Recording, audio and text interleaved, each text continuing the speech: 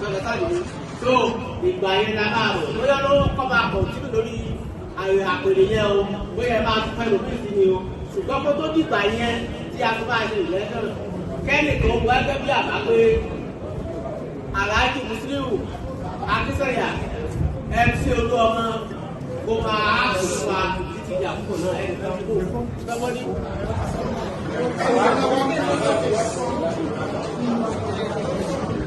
Walk national progress, everything.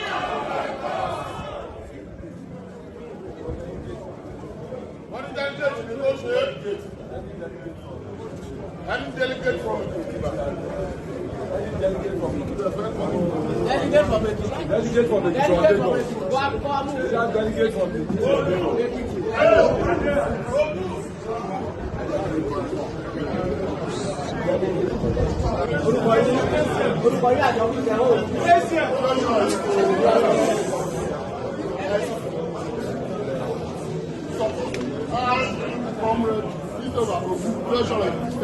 support the motion.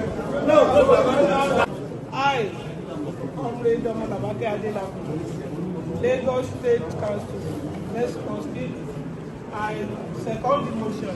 Thank you.